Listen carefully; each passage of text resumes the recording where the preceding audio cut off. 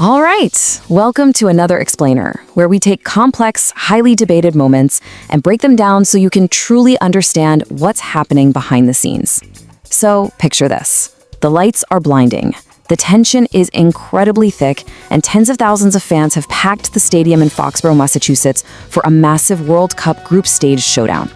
The whole world is tuning in for what's supposed to be the absolute clash of the tournament. The unstoppable force against the immovable object, right? But then, instead of an epic showdown, the lineup drops, and a shockwave literally ripples through the crowd. A decision is made that leaves absolutely everyone stunned, sparking this fierce global debate. Today, we're dissecting the anatomy of a decision, specifically why Norway's manager, Ståle Solbakken, made the explosive call to bench his superstar striker, Erling Haaland, against tournament favorites France. I mean, just imagine the sheer raw frustration echoing through that stadium. We want Haaland. We want Haaland. The chant was completely deafening, just ringing out from the stands. And honestly, you can completely understand the anger. Fans pay their hard-earned money, they travel massive distances, and they build up this tremendous emotional investment to see the absolute best players in the world perform on the biggest stage imaginable. They were promised a blockbuster. They were gearing up to see the Manchester City phenom go toe-to-toe with France's Kylian Mbappé in a true clash of titans. It was supposed to be the marquee matchup of the entire group stage. But instead, Haaland was sitting right there on the bench in his training kit, eventually just waving to the supporters after the full 90 minutes had passed, without him playing a single second. That sense of being robbed of a spectacle, it was entirely palpable. Okay, let's dive right into Section 1, the Boston fan backlash and Norway's 4-1 defeat. Because look, when you make a deeply unpopular decision to bench your star player, you desperately need the on-pitch result to justify it. And well, that is not exactly what happened here. Norway suffered a brutal 4-1 thumping at the hands of the World Cup favorites. It was a grueling, punishing match. And you really feel the heartbreak for the fans who showed up.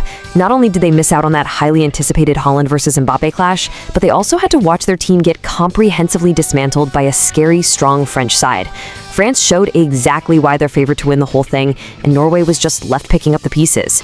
Now, despite the heavy loss, Norway did manage to finish as runners-up in Group I, securing their progression. But man, in the immediate aftermath of that final whistle, the atmosphere was incredibly sour. The fans felt shortchanged, the media was asking some really difficult questions, and the spotlight was burning intensely on the manager. But hold on, let's slow down for just a second, because there's a number that truly carries the heavy, crushing weight of this entire situation. 10. Solbakken didn't just rest Erling Haaland. No, he made the astonishing, almost unheard of decision to rest 10 first-team players. Think about the sheer shock value of that for a minute. 10 wholesale changes in a World Cup group stage match against one of the best teams on the planet. It's a decision so bold, so dramatically unconventional, that it instantly begs the question, what on earth was happening behind closed doors to force a manager's hand so drastically?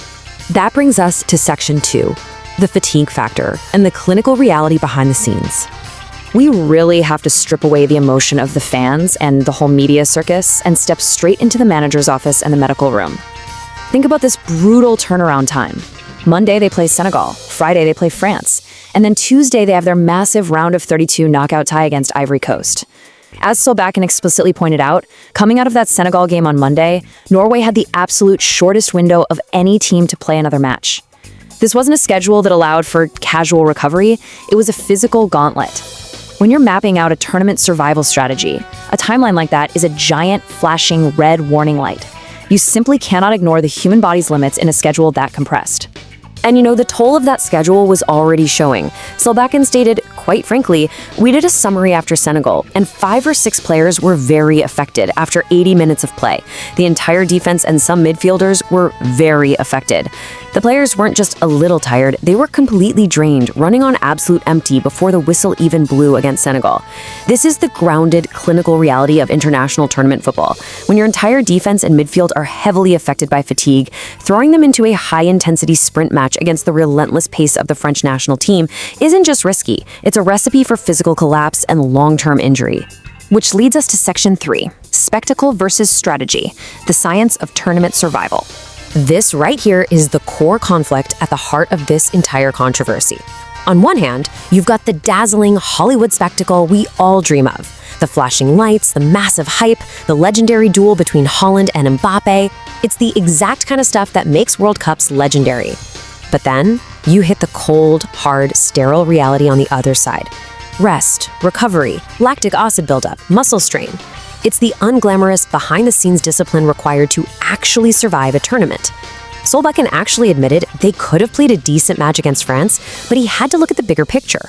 What about their readiness for the next, arguably much more important game? And that highlights something absolutely crucial.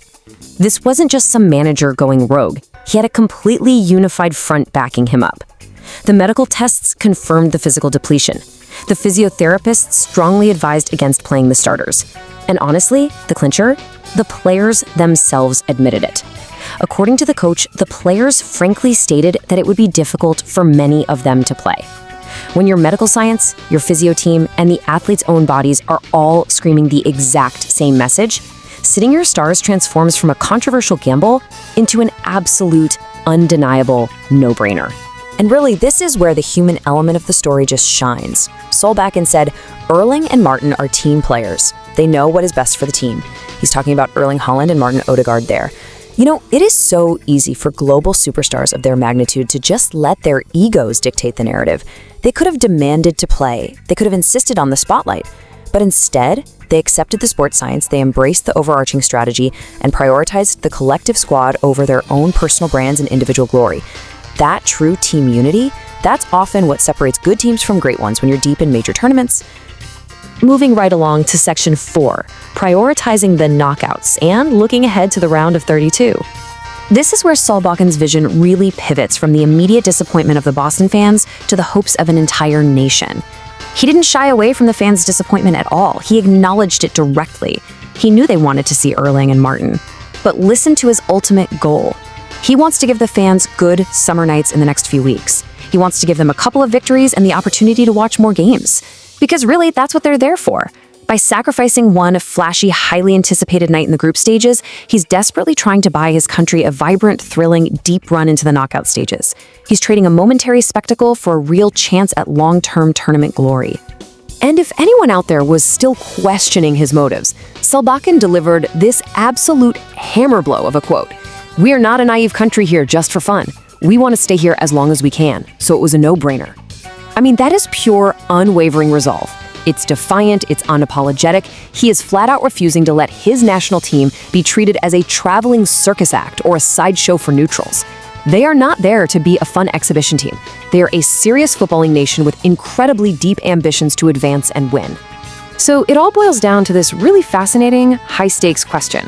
Put yourself in the shoes of a manager, carrying the hopes of an entire nation, looking at a squad that is completely running on empty. Would you risk your team's very survival in the World Cup, knowing the sports science says they might literally break, just to give the fans one single night of blockbuster entertainment? It is the ultimate test of leadership versus popularity. And for Norway, the answer was a resounding, clinical no. Thanks for joining me on this explainer today. Keep this dynamic in mind the next time you see a shocking lineup change, and I'll catch you on the next one.